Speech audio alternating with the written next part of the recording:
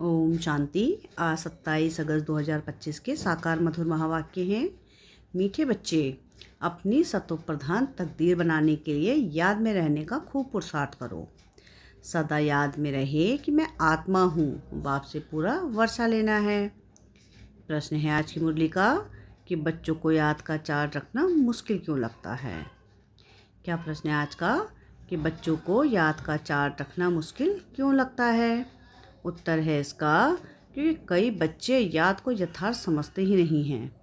बैठते हैं याद में और बुद्धि बाहर भटकती है, शांत नहीं होती। वह फिर वायुमंडल को खराब करते हैं।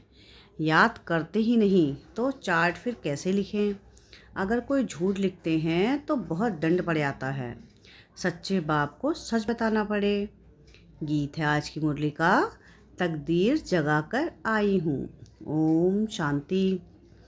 रूहानी बच्चों को फिर रूहानी बाप रो रो समझाते हैं कि जितना हो सके देह अभिमानी बनो, अपने को आत्मा निश्चय करो और बाप को याद करो, क्योंकि तुम जानते हो कि हम उस बेहद के बाप से बेहद सुख की तकदीर बनाने आए हैं। तो ज़रूर बाप को याद करना पड़े। पवित्र सत्व प्रधान बनने बगैर सत्व प्रधान तकदीर बना नहीं सकते। यह तो अच्छी रीति याद करो। मूल बात है ही एक, यह तो अपने पास लिख दो। वहाँ पर नाम लिखते हैं ना, तुम भी लिख दो कि हम आत्मा हैं, बेहद के बाप से हम वर्षा ले रहे हैं, क्योंकि माया भुला देती है। इसलिए लिखा हुआ होगा तो घड़ी घड़ी याद रहेगी। मनुष्य ओम का व कृष्ण आदि का चित्र भी लगाते हैं याद के लिए। यह तो है नए ते नई याद। यह सिर्फ बेहद का बाप ही समझाते हैं। इस समझने से तुम सौभाग्यशाली तो क्या पदम भाग्यशाली बनते हो। बाप को न जानने कारण, याद न करने कारण कंगाल बन गए हैं। एक ही बाप है जो सदैव के लिए जीवन को सुखी बनाने आए हैं। भल याद भी करते हैं परंतु जानते बिल्कुल नहीं हैं। विलायत वाले भी सर्वव्यापी कहना भारतवासियों से सीखे हैं। भारत गिरा है तो सब गिरे हैं। भारत ही रिस्पॉन्सिबल है अपने को गिराने और सबको गिराने। बाप कहते हैं मैं भी यहाँ आकर भारत को स्वर्ग यानी सचखंड बनाता हूँ। ऐसा स्वर्ग बनाने वाले की कितनी ग्लानि कर दी है। भूल गए हैं इसलिए लिखा हुआ है यदा यदा ही धर्मस्य। इनका भी अर्थ बाप ही आकर समझाते हैं। अभी तुम जानते हो बाप आते हैं जरूर, शिव जयंती मनाते हैं, परंतु शिव जयंती का कदर बिल्कुल नहीं है। अभी तुम बच्चे समझते हो कि जरूर होकर गए हैं जिसकी जयंती मनाते हैं। सतयुग आदि सनातन देवी देवता धर्म की स्थापना वही करते हैं और सब जानते हैं कि हमारा धर्म फलाने ने फलाने समय स्थापन किया। उनके पहले है ही देवी देवता धर्म। उनको बिल्कुल ही नहीं जानते हैं कि यह धर्म कहाँ गुम हो गया। अभी बाप आकर समझाते हैं। बाप ही सबसे ऊंच हैं और किसकी महिमा है नहीं। धर्म संस्थापक की महिमा क्या होगी। बाप ही पतित दुनिया की स्थापना और पतित दुनिया का विनाश कराते हैं और तुमको माया पर जीत पहनाते हैं। यह बेहद की बात है। रावण का राज्य सारी बेहद की दुनिया पर है। हद के लंका आदि की बात नहीं। यह हार जीत की कहानी भी सारे भारत की है। बाकी तो बाई प्लाट है। भारत में ही डबल सिरताज है और सिंगल ताज राजाएं बनते हैं। और जो भी बड़े बड़े बादशाह होकर गए हैं, कोई पर भी लाइट का ताज नहीं होता है सिवाय देवी देवताओं के। देवताएं तो फिर भी स्वर्ग के मालिक थे ना। अब शिव बाबा को कहा ही जाता है परमपिता पतित पावन। इनको लाइट कहाँ देंगे। लाइट तब दें जब बिगर लाइट वाला पतित भी हो। वह कभी बिगर लाइट वाला होता ही नहीं। बिंदी पर लाइट दे कैसे सकेंगे। बिंदी पर लाइट दे कैसे सकेंगे। हो ना सके। दिन प्रतिदिन तुमको बहुत गुहे गुहे बातें समझाते रहते हैं, जो जितना बुद्धि में बिठा सके। मुख्य है ही याद की यात्रा। इसमें माया के विघ्न बहुत पड़ते हैं। भल कोई याद के चार्ट में 50-60% भी लिखते हैं, परंतु समझते नहीं हैं कि याद की यात्रा किसको कहा जाता है। पूछते रहते हैं इस याद को बाप को याद कहें। बड़ा मुश्किल है। कि तुम यहाँ 10-15 मिनट बैठते हो, उसमें भी जांच करो याद के अच्छी रीति रहते हैं। याद में अच्छी रीति रहते हैं। बहुत हैं जो याद में रह नहीं सकते, फिर वह वायुमंडल को ख़राब कर देते हैं। बहुत हैं जो याद में न रहने से विघ्न डालते हैं। सारा दिन बुद्धि बाहर भटकती रहती है। सो यहाँ थोड़ी ही शांत होगी, इसलिए याद का चार्ट भी रखते नहीं। झूठा लिखने से तो और ही दंड पड़े। बहुत बच्चे भूले करते हैं, छिपाते हैं, सच बताते नहीं। बाप कहें और सच ना बताएं तो कितना दोष हो जाता है। कितना भी बड़ा गंदा काम किया होगा तो भी सच बताने से लज्जा आएगी। अक्सर करके सब झूठ बताएंगे। झूठी माया झूठी काया, है ना, एकदम देह विमान में आ जाते हैं। सच सुनाना तो अच्छा ही है, और भी सीखेंगे। यहाँ सच बताना है। नॉलेज के साथ साथ याद की यात्रा भी ज़रूरी है, क्योंकि याद की यात्रा से ही अपना और विश्व का कल्याण होना है। बेहद समझाने के लिए, नॉलेज समझाने के लिए बहुत सहज है, याद में ही मेहनत है।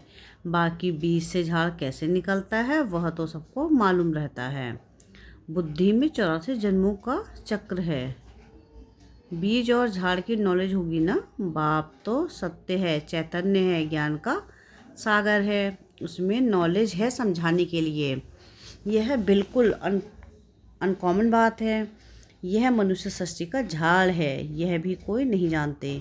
यह सब नीति नीति कर गए, ड्यूरेशन को भी नहीं जानते, तो बाकी क्या जानेंगे। तुम्हारे में भी बहुत थोड़े हैं जो अच्छी रीति जानते हैं, इसलिए सेमिनार भी बुलाते हैं। अपनी अपनी राय दो। राय तो कोई भी दे सकते हैं, ऐसे नहीं कि जिनके पास है उनको ही देनी है। हमारा नाम नहीं है, हम कैसे दें। नहीं, कोई को भी सर्विस अर्थ कोई राय हो, एडवाइस हो, लिख सकते हो। बाप कहते हैं कोई भी राय आए तो लिखना चाहिए। बाप इस युक्ति से सर्विस बहुत बढ़ सकती है। कोई भी राय दे सकते हैं, देखेंगे किस किस प्रकार की राय दी है। बाबा तो कहते रहते हैं किस युक्ति से हम भारत का कल्याण करें, सबको पैगाम दें। आपस में विचार निकालो, लिखकर भेजो। माया ने सबको सुला दिया है। बाप आते ही हैं जब मौत सामने खड़ा होता है। अब बाप कहते हैं सबकी वानप्रस्थ अवस्था है, पढ़ो ना पढ़ो मरना जरूर है। तैयारी करो ना करो, नई दुनिया जरूर स्थापन होनी है। अच्छे अच्छे बच्चे जो हैं वह अपनी तैयारी कर रहे हैं। सुदामा का भी मिसाल गाया हुआ है। चावल मुट्ठी ले आया, बाबा हमको भी महल मिलने चाहिए। है ही उनके पास चावल मुट्ठी तो क्या करेंगे। बाबा ने मम्मा का मिसाल बताया है। चावल मुट्ठी भी नहीं ले आई, फिर भी कितना ऊंच पद पा लिया। इसमें पैसे की बात नहीं है, याद में रहना है और आप समान बनाना है। बाबा की तो कोई भी आदि नहीं, बाबा की तो कोई फी आदि नहीं है। समझते हैं हमारे पास पैसे पड़े हैं तो क्यों ना यज्ञ में स्वाहा कर दे। विनाश तो होना ही है, सब व्यर्थ हो जाएगा। इसमें कुछ तो सफल करे। हर एक मनुष्य कुछ न कुछ दान पुण्य आदि जरूर करते हैं। वह है आत्मा का, पाप आत्माओं का दान पुण्य, फिर उसका अल्पकाल के लिए फल मिलता है। समझो कोई यूनिवर्सिटी कॉलेज आदि बनाते हैं, जैसे जास्ती हैं, पैसे जास्ती हैं, धर्मशाला आदि बना देते हैं तो उनको मकान आदि फिर अच्छा मिल जाएगा, परंतु फिर भी बीमारी आदि तो होगी ना। समझो किसने हॉस्पिटल आदि बनाई होगी तो तंदुरुस्ती अच्छी रहेगी, परंतु उनसे सब कामनाएं तो सिद्ध नहीं होती। यहाँ तो बेहद के बाप से बेहद के बाप द्वारा तुम्हारी सब कामनाएं पूरी हो जाती हैं। तुम बच्चे हो पावन, तो सब पैसे विश्व पावन बनाने में लगाना अच्छा है ना। मुक्ति जीवन मुक्ति देते हो, सो भी आधा कल्प के लिए। सब कहते हैं हमको शांति धाम कैसे मिले, वह तो शांति धाम में मिलती है। वह सतयुग में एक धर्म एक कारण, वहाँ अशांति होती नहीं। अशांति होती है रावण राज्य में। गायन भी है ना, राम राजा राम प्रजा, वह है अमरलोक। वहाँ अमरलोक में मरने का अक्षर होता नहीं। यहाँ तो बैठे बैठे अचानक मर जाते हैं। इसको मृत्यु लोक, उसको अमरलोक कहा जाता है। वहाँ मरना होता नहीं। पुराना एक शरीर छोड़ फिर बालक बन जाते हैं। रोग होता नहीं। कितना फ़ायदा होता है। श्री श्री की मत पर तुम एवर हेल्दी बनते हो। तो ऐसे रूहानी सेंटर्स कितने खुलने चाहिए। थोड़े भी हैं वह कम है क्या। इस समय कोई भी मनुष्य ड्रामा के एक ड्यूरेशन को नहीं जानते। पूछेंगे कि तुमको फिर यह किसने सिखलाया है। अरे हमको बताने वाला बाप है। इतने ढेर बीके हैं। तुम भी बीके हो। शिव बाबा के बच्चे हो। तुम भी बीके हो, शिव बाबा के बच्चे हो, प्रजापिता ब्रह्मा के भी बच्चे हो। यह है ह्यूमैनिटी का ग्रेट ग्रेट ग्रैंडफादर। इनसे हम वीके निकले हैं। बिरादरियाँ होती हैं ना। तुम्हारे देवी देवताओं का कुल बहुत सुख देने वाला है। यहाँ तुम उत्तम बनते हो फिर राज्य करते हो। यह किसको बुद्धि में रह ना सके, यह भी बच्चों को समझाया जाता है। बेहद के देवताओं के पैर इस तमोप्रधान दुनिया में पड़ ना सके। जड़ चित्र का परछाया पड़ सकता है, चैतन्य का पढ़ नहीं सकता। तो बाप समझाते हैं बच्चे, एक तो याद की यात्रा में रहो, कोई भी विकर्म ना करो और सर्विस की युक्तियाँ निकालो। बच्चे कहते हैं बाबा हम तो लक्ष्मी नारायण जैसा बनेंगे। बाबा कहते हैं तुम्हारे मुख में गुलाब, लेकिन इसके लिए मेहनत भी करनी है, ऊंच पद पाना है। तो आप सामान बनाने की सेवा करो। तुम एक दिन देखेंगे एक एक पंडा अपने साथ 10, 100, 200 यात्री भी ले आएंगे। आगे चल देखते रहेंगे। पहले से थोड़ी ही कुछ कर सकते हैं, तो होता रहेगा सो देखते रहेंगे। यह बेहद का ड्रामा है। तुम्हारा है सबसे मुख्य पार्ट बाप के साथ, जो जब तुम पुरानी दुनिया को नहीं बनाते हो। यह है पुरुषोत्तम संगम युग। अब तुम सुखधाम के मालिक बनते हो। यहाँ दुख सुख का नाम निशान नहीं होता। बाप है ही दुख हरता, सुख करता। दुख से आकर लिबरेट करते हैं। भारतवासी भी समझते हैं इतना धन है, बड़े बड़े महल हैं,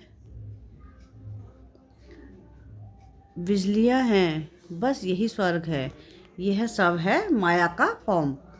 सुख के लिए साधन बहुत करते हैं, बड़े बड़े महल मकान बनाते हैं, फिर मौत कैसे अचानक हो जाती है।